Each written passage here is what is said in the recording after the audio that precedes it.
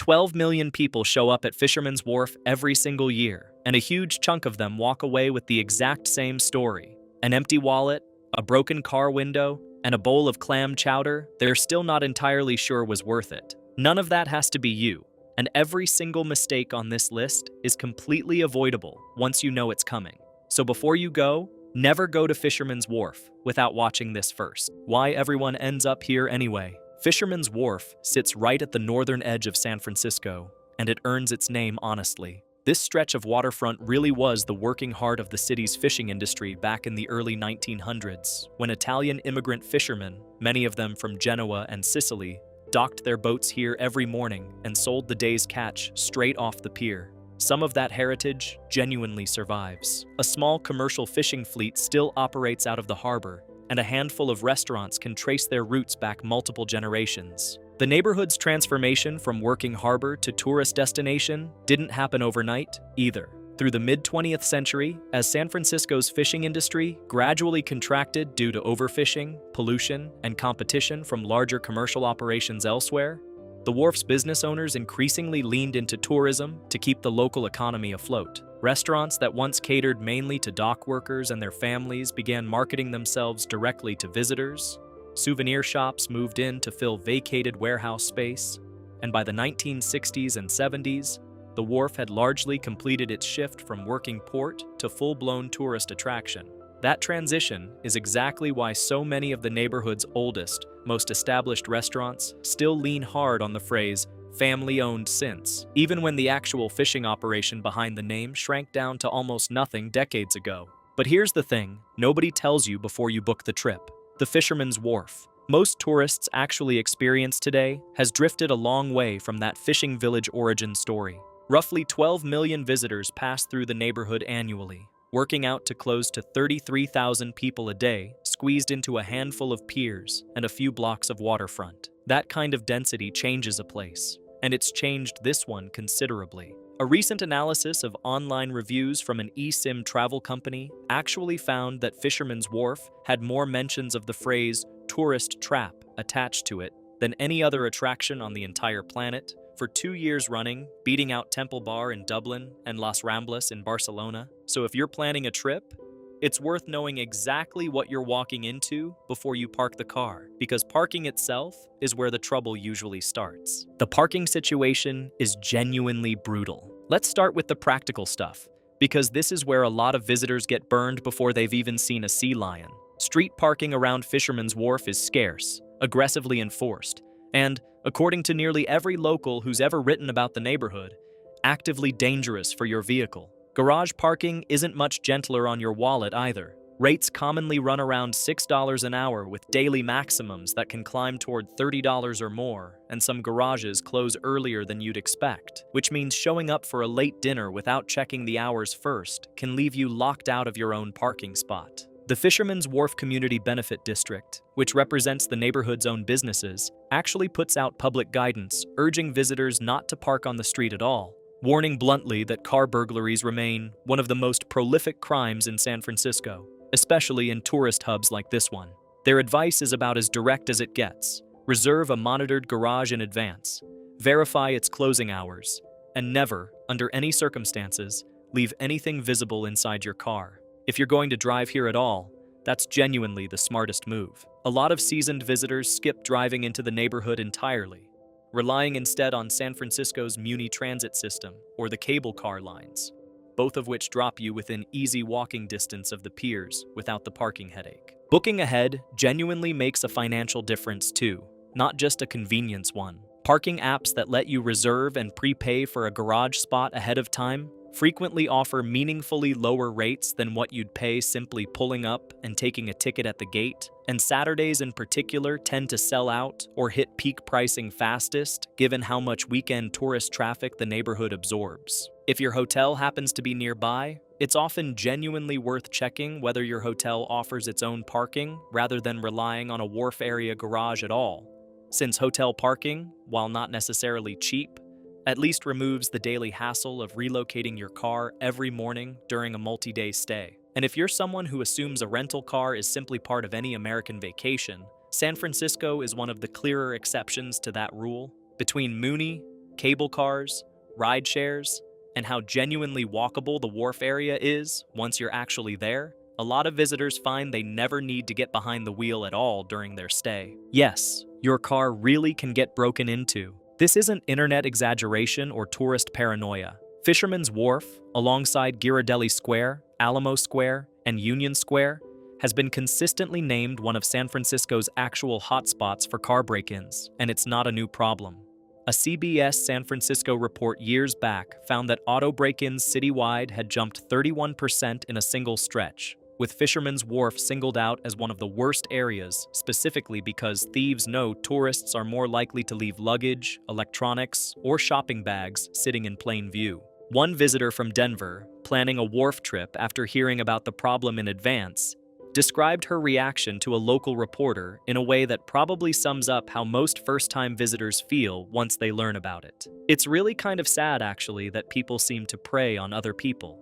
It's kind of scary. She'd left everything of value back at her hotel before heading down to the water, which, according to basically every local safety guide covering the area, is exactly the right call. The good news, if there is any, is that the trend has actually been improving. Citywide car break-ins reportedly declined significantly in recent years, dropping by roughly 2/3 between 2023 and 2024 alone, with continued declines the following 2 years. That's genuinely encouraging progress. It's also not a reason to leave your suitcase sitting on the back seat. What makes Fisherman's Wharf a particularly attractive target, according to longtime residents and local police, isn't sophistication on the thieves' part. It's simple math. A tourist neighborhood packed with rental cars, visitors unfamiliar with local risk, and vehicles frequently loaded down with luggage, camera equipment, and shopping bags creates an unusually target-rich environment compared to a typical residential street. Smash-and-grab break-ins in San Francisco have been documented happening in under 6 seconds in some cases,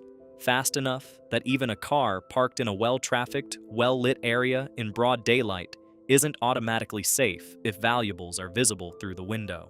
The single most effective countermeasure, according to nearly every source covering this problem, isn't a fancier alarm system or a more expensive rental car. It's simply making sure there's nothing inside worth breaking a window for in the first place. The costumed photo scam you didn't see coming. Here's one that catches a lot of people completely off guard, because it doesn't look like a scam until it's already happened to you. Street performers and costumed characters work the crowds throughout Fisherman's Wharf and the surrounding piers, offering to pose for photos with tourists. Some genuinely do it for tips and are upfront about it from the start. Others aren't nearly as transparent. And the moment the photo's taken, they'll quietly mention that a tip, sometimes a shockingly specific and large one, is now expected. One tourist recounted exactly this happening with a pair of performers dressed as celebrity lookalikes near the wharf, describing how the pair insisted they worked purely on tips, only to whisper that a $40 tip was necessary the instant the photo was snapped. Feeling put on the spot and not wanting an ugly confrontation on her first day in the city, she ended up handing over $20 anyway, later writing online that it spoilt the next hour of her trip. It's a small dollar scam in the grand scheme of a vacation budget, but it's an unpleasant surprise that's easy to sidestep entirely. If a costumed performer offers a free photo, agree on the terms, including whether a tip is expected and roughly how much, before anyone pulls out a camera. This particular scam isn't unique to San Francisco either, which is part of why it catches so many visitors off guard. Similar costumed character tipping disputes have made headlines in tourist-heavy spots all over the country, and the underlying dynamic is always the same. An ambiguous, unspoken expectation gets sprung on someone the moment they're least prepared to negotiate. Standing in public with a phone still in their hand and a small crowd potentially watching, the fix costs nothing and takes about 5 seconds. A simple, friendly, "just so I know, is there a fee for a photo?" before anyone poses tends to instantly clarify the situation. And if the answer is an evasive shrug rather than a straight number, that's usually reason enough to just keep walking. The food is rarely what you're expecting. If there's one thing Fisherman's Wharf is famous for beyond the sea lions, it's the clam chowder served in a hollowed-out sourdough bread bowl, a genuinely iconic San Francisco food pairing. The problem isn't the concept. It's the execution at a lot of the stands actually selling it. Online reviews consistently describe the seafood around the wharf as tasting frozen and reheated rather than freshly caught, despite a neighborhood identity built entirely around fishing, and prices at many of the site-down restaurants along the water run considerably higher than you'd pay for comparable food just a few blocks inland. One blunt local review summed up the dynamic about as directly as possible, writing that if you wanted to design a restaurant to charge the highest prices for the worst food with a guaranteed captive audience, Fisherman's Wharf would be at the top of my list. That's obviously not true of every restaurant in the neighborhood, and a handful of long-standing, genuinely well-regarded seafood spots do still operate here. But the general rule most locals will tell you is this: the closer a restaurant sits to the water with a big illuminated menu board and a hawker standing outside trying to wave you in, the less likely it is to be the best meal in the neighborhood. It's worth doing 5 minutes of research before you sit down anywhere, rather than just following the smell of garlic bread toward the first open table you see. The outdoor crab pot stands lining the sidewalk deserve a specific mention too, since they're often the very first thing visitors see walking in from the parking garages. These stalls, with steam rising from enormous pots of boiling Dungeness crab, are genuinely a wharf tradition dating back decades, and the crab itself is frequently fresh and legitimately good. The catch is pricing that isn't always clearly posted, and portion sizes that can shrink noticeably once you've already committed to buying. Asking for the total price before anything gets bagged up, rather than after, is a small habit that saves a surprising number of visitors from an uncomfortable surprise at the register. Similarly, sourdough bread bowls sold from walk-up windows are consistently one of the better value items in the neighborhood. Cheap, filling, and reliably tasty, which is probably why they remain the single most photographed food item at the entire wharf. Dungeness crab season itself is worth knowing about before you plan a trip specifically around fresh seafood, since the commercial season generally runs from mid-November through roughly the end of June, meaning visitors arriving in the height of summer are considerably less likely to find crab that was actually caught locally that same week, regardless of how fresh the stand's signage claims it is. It's a small seasonal detail that most out-of-town visitors have no way of knowing, and one that can genuinely change how satisfying a wharf seafood meal ends up being, depending purely on which month you happen to be visiting. The crowds are real, and they're not slowing down. Roughly 33,000 people move through this stretch of waterfront on an average day, and that density is exactly what gives Fisherman's Wharf its reputation as, in the words of one particularly unimpressed reviewer, a junction of tourism crowds. Pushy foot traffic, souvenir vendors calling out from every storefront, and long lines for anything remotely popular are simply part of the deal here, especially on weekends and during peak summer travel season. None of this makes the wharf dangerous. It genuinely doesn't, but it does make it exhausting in a way a lot of first-time visitors don't anticipate, especially if they're expecting a relaxed, postcard-style stroll along the water. If your goal is a specific attraction, the Alcatraz ferry departure, the sea lions at Pier 39, the chocolate factory at Ghirardelli Square, arriving early in the morning, ideally right when things open, will save you both time and a fair amount of elbow-to-elbow frustration later in the day. The souvenir shops deserve a specific mention here too, since there's a genuinely dizzying number of them packed into a fairly compact area, and the overwhelming majority sell nearly identical merchandise. The same magnets, the same "I left my heart in San Francisco" shirts, the same snow globes with the Golden Gate Bridge inside. Prices do vary shop to shop for essentially identical items, sometimes by a surprising margin, so it's rarely worth grabbing the first souvenir you see if you're planning to buy more than one or two things during your visit. A little bit of casual comparison shopping as you walk the main strip tends to save more money than most visitors expect, given just how much overlap there is in what every single shop is selling. Street performers add their own layer to the general chaos, and most of them are genuinely talented, entertaining, and worth a few dollars in the tip jar if you stop and watch for a while. The distinction worth keeping in mind is the same one that applies to the costumed photo op performers. A street musician playing for tips as people pass by is a completely different arrangement than someone actively approaching you and creating an expectation of payment before you've agreed to anything. Most visitors have no trouble telling the two apart once they know to watch for it, but it's easy to get caught off guard on a first visit when everything about the neighborhood already feels a little overwhelming. Is Fisherman's Wharf actually dangerous? Here's where it's worth separating genuine risk from internet exaggeration, because both exist in roughly equal measure online. a travel writer who has covered San Francisco safety extensively and who's personally visited the wharf repeatedly over 3 decades, put it about as clearly as anyone has. Fisherman's Wharf in San Francisco is generally safe from violent crime. You are not likely to be assaulted when walking around this very tourist-friendly place. That assessment tracks with most independent crime data on the neighborhood. Violent crime targeting tourists, specifically at the wharf, remains genuinely rare. That said, one particularly scathing TripAdvisor review painted a considerably bleaker picture, describing the area as extremely dirty, litter everywhere, homeless everywhere, panhandling everywhere, with visibly deteriorating infrastructure and no police presence in sight during their visit, on top of having their own car broken into during the stay. Both of these descriptions can be true at once, and honestly, that's the most accurate way to understand Fisherman's Wharf. It's a place where violent crime against visitors is rare, property crime against unattended vehicles is common, visible homelessness and panhandling are a routine part of the streetscape, and general cleanliness varies considerably block to block depending on exactly where you're standing. It's worth noting that both of these accounts came from real visitors describing real experiences, which is exactly why the internet's overall picture of Fisherman's Wharf can feel so contradictory before you've actually been there yourself. A family visiting on a clear Tuesday morning, parking in a reserved garage and sticking to the main pier areas, is likely to have an experience much closer to the generally safe and tourist-friendly description. A visitor arriving late at night, parking on a side street, and wandering into less trafficked stretches of the neighborhood is considerably more likely to encounter the messier, more chaotic version described in the harsher reviews.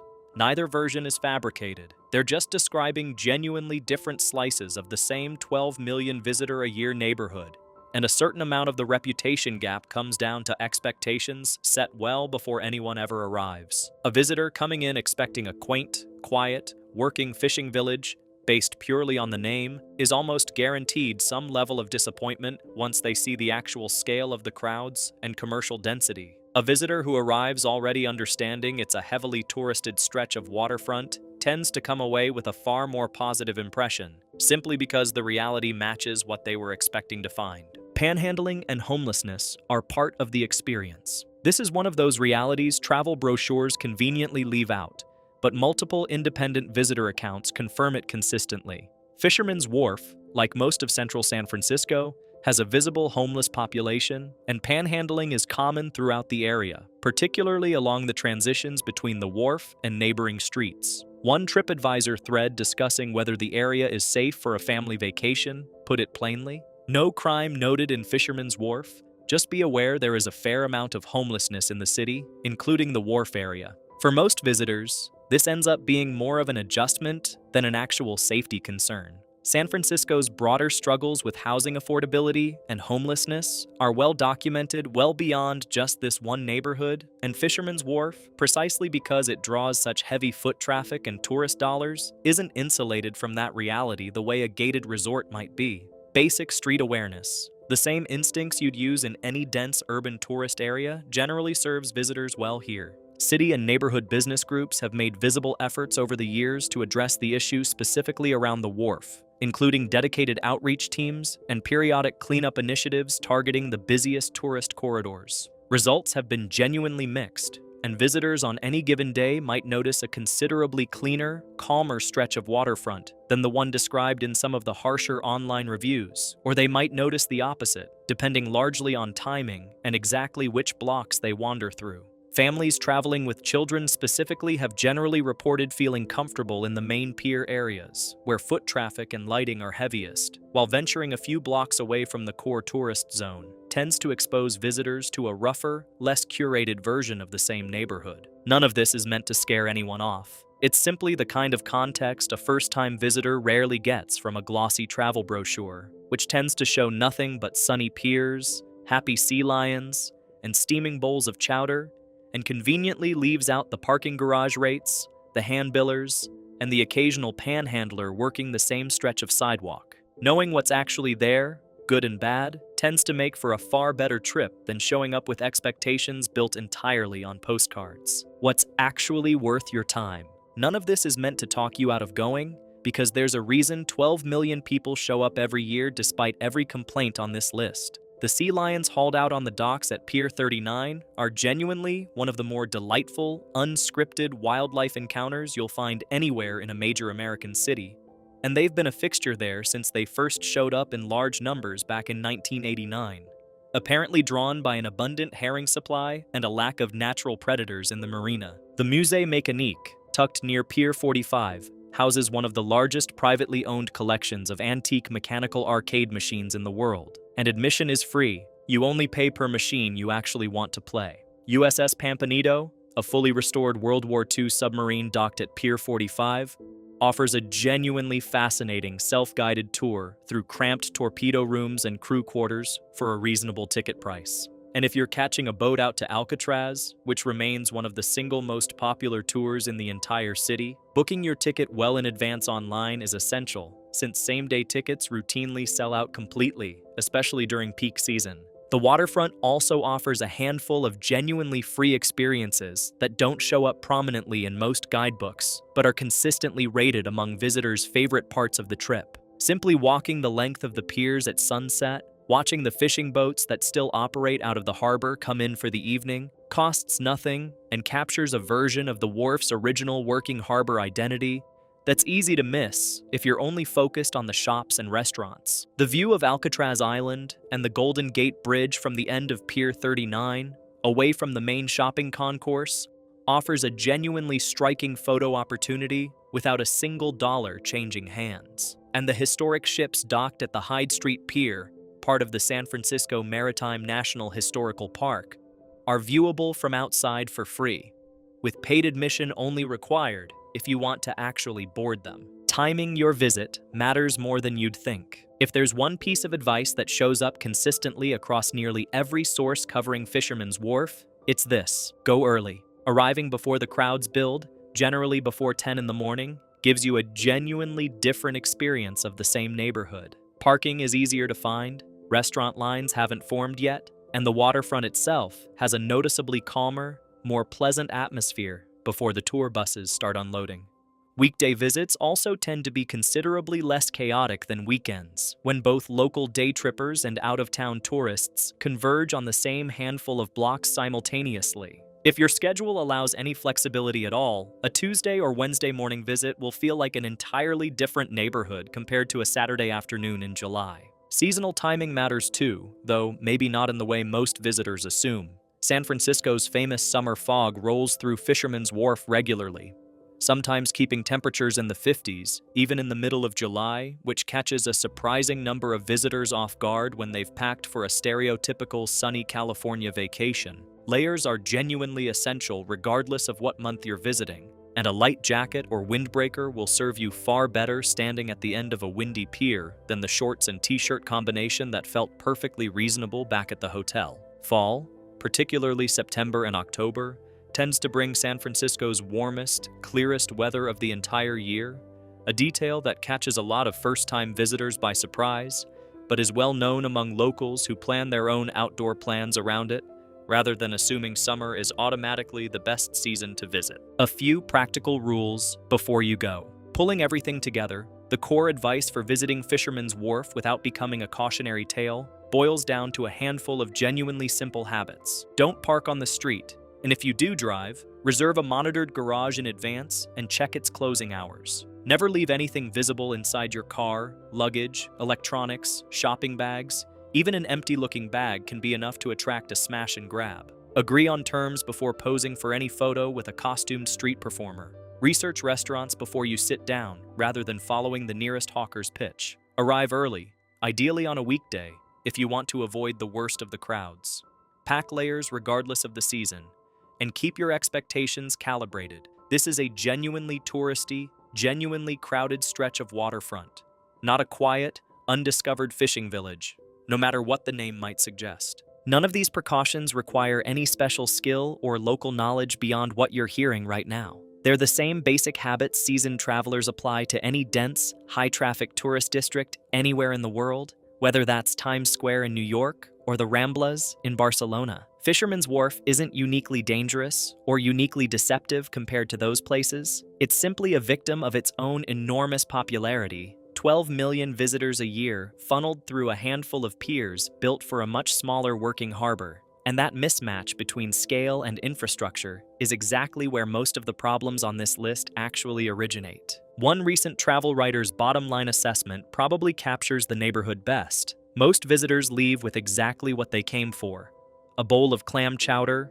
photos of sea lions and the Golden Gate Bridge, a stroll along the bay, and the feeling of having genuinely experienced one of San Francisco's most iconic spots. The trip doesn't have to go sideways. It just requires knowing, before you ever step out of the car, or better yet, before you even decide to bring the car at all, exactly which parts of the postcard are real and which parts require a little more caution than the brochure lets on. If this helped you plan a smarter trip to Fisherman's Wharf, give this video a like and subscribe for more honest, practical breakdowns of the places everyone visits and nobody quite prepares you for. See you in the next one.